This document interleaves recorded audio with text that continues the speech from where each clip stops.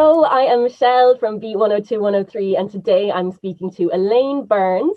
She is a doctoral researcher, she's a sex educator, and she is a mum to two young girls as well. Elaine, welcome to Shine. Thank you so much for being here with us today. How are you? Thank you so much, Michelle, for having me.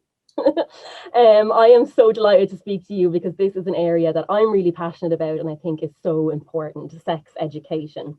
And it covers a lot of issues, but there is one that I would like to ask you particularly about today, and that is the topic of consent. Now, it is a tricky subject, and I was wondering if you might explain in your own words, what do we mean by consent? Well, you're absolutely right, Michelle, when you say it's a tricky subject, and a lot of people don't know how to have conversations about consent, and they certainly don't know how to describe it. And of course, it's so important to healthy relationships and us to having healthy relationships with other people that we understand and that we can communicate consent. So at its simplest, sexual consent is an agreement between usually two people that they are going to be involved with each other in a sexual activity or a number of different sexual activities. That's at its simplest what consent means. It's agreement between two people to be sexual with each other. A very useful definition I have found for it is the acronym FRIES. So if we want to go further into explaining consent and what it means, FRIES, F, it is freely given. It's not something you're pressured into giving. It's not something you can be manipulated into giving, or it's not something you're threatened to giving, to saying yes, okay? Or it's retractable. You can retract consent at any time, it's reversible. So just because you agree now doesn't mean that in 5 minutes time, 10 minutes time, or a half an hour's time, you're agreeing. You can take it back at any time. It's informed. You understand what you're consenting to, and so does the other person. E, it's enthusiastic. You really want to be doing what you're doing, and so does the other person. And finally, S, it's specific. So that just because you agree to one thing, just because you agree, for example, to go somewhere private with somebody, doesn't mean you're agreeing to what they think might happen when you go to this private place.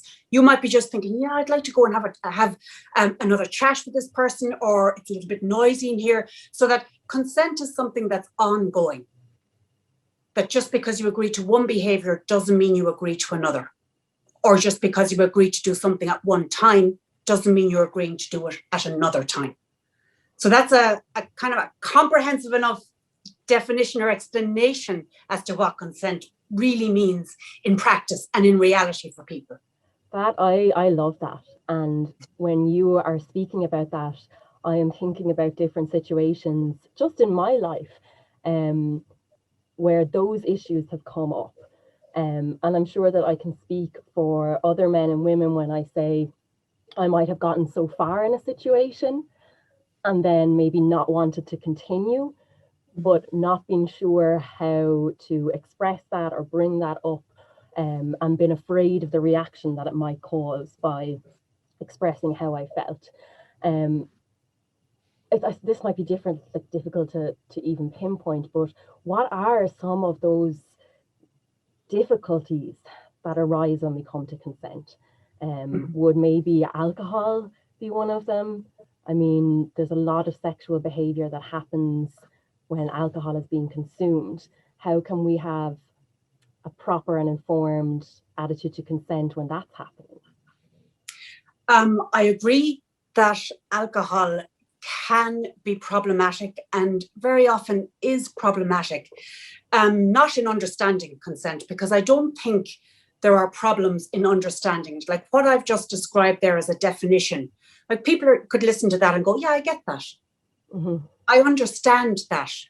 I think some of the problems and the challenges come in communicating it exactly as you've said. And when alcohol or other stimulants are in the mix, that is when consent becomes challenging to not just communicate, but challenging to understand. Because consent is, we've all heard yes means yes, no means no. That's fine when we're verbalizing. But very often, and you'll be familiar with this, and like people who have been in sexual situations or encounters will understand that consent isn't always communicated verbally. There are lots of ways to communicate your enthusiastic, freely given consent without actually verbalizing. And so it's kind of being comfortable enough with understanding how you yourself communicate, and also being comfortable that you can understand how somebody is communicating, that they're enthusiastic, that they're on the same page as you, that they're doing what you want to do and that they want to do. And once you've got that kind of agreement, regardless of whether or not there's alcohol involved, you're fine. What we don't want is two people leaving a situation with completely different understandings of what happened. And exactly as you're after saying there, Michelle, it can be difficult in that moment to communicate. But I think it's weighing up as well for yourself, how to communicate that you don't want something, and doing it in a way that's firm and is effective and the other person understands. Because I think, I understand, and I've been there, and we all know what it's like to be in a situation where we don't want to disappoint the other person, regardless, and not just in a sexual situation, but we don't want to say no because we don't want to upset the other person, and we don't want to make them feel bad, or we don't want to put them in a situation that's awkward. But particularly when it comes to alcohol, things can happen when alcohol has been consumed, but they're appraised the next day when sober. Okay, so what I think the most important thing for us is to be able to look back on experiences and encounters without regret. Yeah, and that is, it's definitely, it's difficult. It's something that I had to learn as a young girl in very difficult situations. I don't like to say this, but like, I would have been accused of being a tease, is how it would have been framed. You can't bring a man home and not deliver, Oh, well, if you're going to go home with him, then you've pretty much signed up for X, Y, and Z. Unfortunately, when I was in my early 20s, I had a friend, and we were quite similar like that. We were Irish, we were all about the party and don't want the party to end at the end of the night, and you might invite the fellas back. But that did not mean that I was willing to have, sexual intercourse with a person. And oftentimes it was not met with a very understanding response. And it took me many years and many unpleasant experiences to be able to understand that it's in my right to refuse. Absolutely. But also, upon reflection, I needed to realize that I also could not be offended if I was refused. And so I think that there has to be both sides. Absolutely. Do you find that when it comes to discussing consent with boys, that there might be this assumption that the man is always up for it? That is actually a focus of my PhD. Wow. Is the traditional sexual script and the place of consent in it, and are we still adhering to this traditional sexual script? And the traditional sexual script is exactly as you described there, that the male in heteronormative situations, that the male is always up for it, that he's always pushing, that he's always goal focused, that he's going for it, and the female then is the gatekeeper, deciding whether he gets it or not. Okay, and in research that I've done with college students as part of my PhD on their understanding of consent and how they communicate it, they will say that traditional sexual script is certainly still there, or has been in their experience, but that it is changing and it is evolving. And it's this Shona.ie generation of girls, the girls who are teenagers now, who have it in their power to change it, who are the ones, this is the generation that is going to take control of themselves, of their desire. And I think that's something that's really, really important, is females owning what they want. It's females owning their yes. Now, you've spoken about it being in your right, and it absolutely is within all of our right to say no. But you raised something that's really, really important there as well, Michelle. It's important to be able to say no, to articulate no, to have that accepted and respected. But equally, regardless of your gender, your orientation, it's equally as important to accept no being said to you. Okay, because it's just, and if we break it down, it's just one situation, it's just one night, it's just one experience that, we'll get over it. And you may come back to an experience with that person. It'll be even better than it would have been if it was, meh, and it's behaving as well in a way that we want to behave, and having experiences that we want to have, not experiences because we feel we should or because it's expected of us. That's what females do. If you're going to be dancing, if you're going to be flirting, if you're going to be having, flirting, what even is that? It's, you're just two people having a good time with each other, but there isn't a reward at the end of it necessarily, unless both of you want that reward to be there. So it's understanding that, and it's getting to know yourself and knowing what you want, and knowing your boundaries, and knowing how far you're prepared to go in a way that's comfortable for you.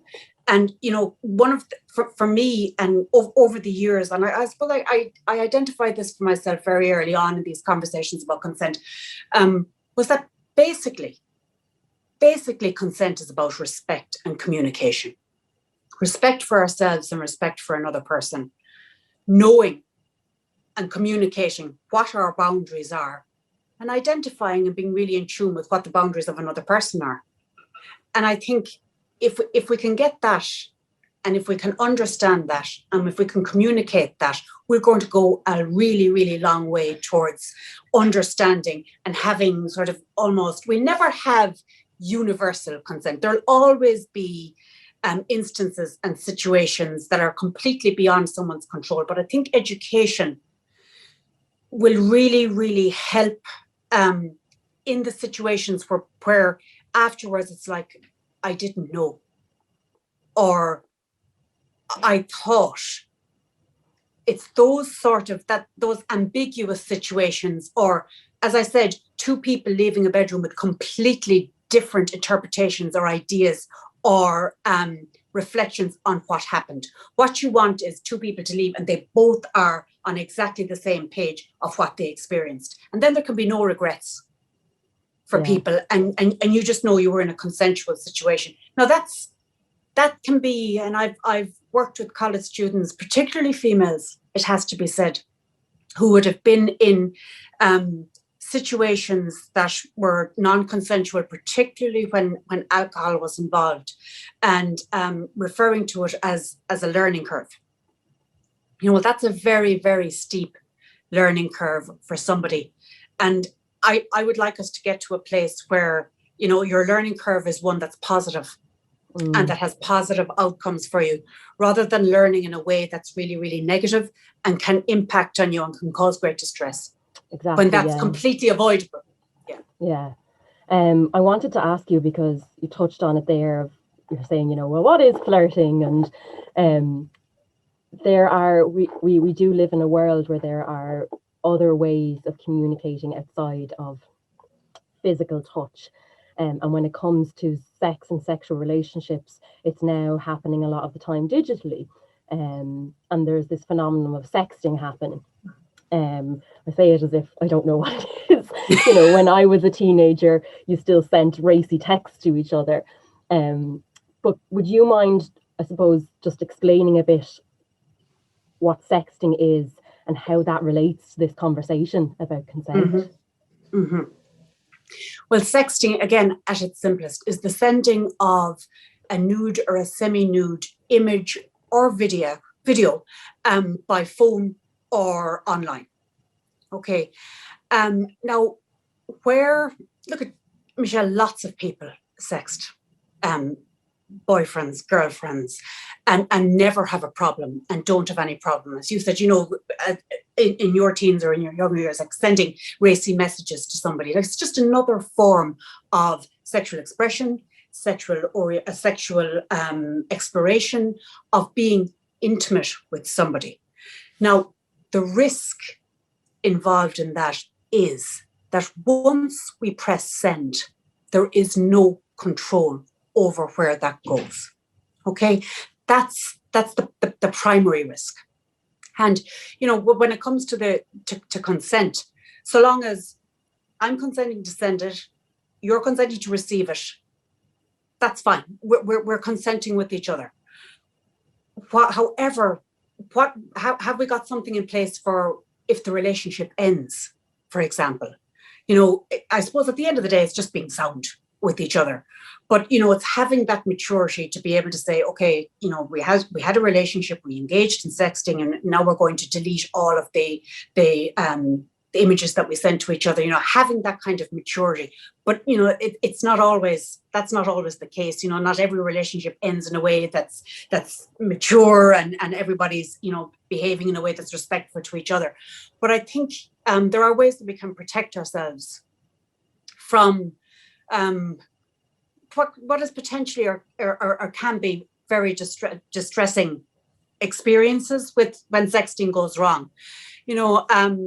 I think trusting the other person and that can be something that, like we said, what happens when a relationship ends? Because sometimes, when you're 14, 15, you think this is forever. And maybe it is, but that relationship could be over in a week or 2 weeks' time. So it's just kind of being thoughtful about where we're sending images or how they can be used then when they're sent, like maybe sending an image but obscuring your face, for example, so that the recipient whom you've agreed that you're going to send this to is receiving what you've agreed will be sent, but you're not identifiable. Okay, that's sorry. Do you think, no, you're fine. Do you think that girls or boys might feel pressure to send sexual imagery? That it's become normalized and, that they might feel that they're consenting to it, but really they're uncomfortable with it. And I think that's one of the bedrocks of consent as well for me is, it doesn't matter what you do. It doesn't matter what behavior you engage in, so long as you're comfortable and the person you're engaging with in that behavior with is also comfortable. Then, you're both coming from the same place and you're both engaging in the same behavior. However, when it comes to sexting in particular, it seems to be one of the things I've noticed in working with college students is by the time people get to college, sexting seems to be something that they're over almost, so it seems to be a behavior that's kind of predominantly of teenagers. Okay. And that makes sense as well, when the teenage years are a time of exploration and experimentation. It's one way of doing it. Okay. Now, and it's also a time, teenage years are a time of we're very influenced by what our friends are doing, what our peers are doing, or I think more importantly, what we think they're doing. And, sexting is happening in a space that's digital, as you say. And when we look at, yourself, when you look at Insta, everyone seems to have a perfect body, a perfect life, is just having the most amazing time and the most amazing experiences. And the reality is that behind many and probably most of those photographs, they're very carefully staged. There've been umpteen attempts to get that shot, that really relaxed shot, and that we don't tend to see all of the work that goes into perfection. Okay, so there is, as you said, of course, there's a pressure. There's a pressure to look a certain way. There's a pressure to behave a certain way. And in the research that I've done with college students, some of the females in particular have said that their early sexual experiences were because they felt pressure. They didn't feel pressure necessarily from the other person, but they felt pressure from their peers, right? Because they thought everybody else is doing it, I should be doing it too. So that's what we call that in psychology, social norms theory, or social norms expectations. Everyone's doing it, I should, or I'm going to be left behind, or I'm going to be the one who's not doing what everybody else is doing. And as some of them have said to me, it was only when they left school and left that kind of, maybe came away to college, that they realized none of them were doing it. Yeah. So they were doing something. Yeah. I should be doing this. And then they realized years later, well, no one else was doing it. Oh no, absolutely. Yeah, or most. Yeah. I am going to finish by asking you, because you have young girls yourself, so I'd love to know, what advice would you give to girls who are starting to have sexual relationships now, and are excited about it, want it to be a positive experience, but also equally need to respect themselves? What would be your advice? I think first and foremost, and this is like, it sounds really simple, Michelle, and it sounds really obvious, but engaging in behavior to your level of comfort, not the level of comfort of the other person. You want that level of comfort to be the same for both of you. But if you're not feeling it, then not engaging, and understanding that, just like in the fries example there in consent, that it's perfectly okay to not be feeling something and not to engage in it. And something, if the other person doesn't accept that, doesn't like it, doesn't respect it, then is that the kind of person who deserves you? That's one of the bits of advice I'd give to my daughter. And also to be aware when they're starting their sexual relationships, as I've just described there with the college students I've worked with, not everything is as it seems. So just because we think everybody else is doing something, they may not be. And just because everybody else is doing something doesn't mean you have to be. Do you remember as a kid? I remember I'd say, but everyone's doing it, Mum. And my mum would say, it used to drive me nuts. If everybody else jumped into the lake, would you jump into it? So it's that notion. And I know that sounds really annoying to a 14 or a 15-year-old listening to this now, but just because everybody else is doing it doesn't mean you have to. Yeah. Now, if everybody else is doing it and you want to, then that's fine. But doing it because you want to. And also I think, and this is a challenging one, and this is something that I think comes with experience and with time, and is trusting somebody and learning how to trust, and learning, I think, who's worthy of your trust. Because we may have a very large circle of friends, but when you think about it, there may be only one or two people that you really trust to know everything there is to know about you, or as much as you're prepared or you're willing to reveal. And in a sexual partner as well, it's trusting them to know the innermost core of you. Yeah, absolutely. It is. Yeah. At the end of the day, it is. I suppose I could look back on sexual experiences and say that was nothing. I don't even remember that. But it's your body, it's your well-being, and it is a big deal. So I think you're very right to say you do what's right for you. Elaine Byrnes, I'm going to leave it there. Thank you so much for joining us today, and I can't wait to hear more from you in the future. Bye. Thank you, Michelle. Thank you. Take care.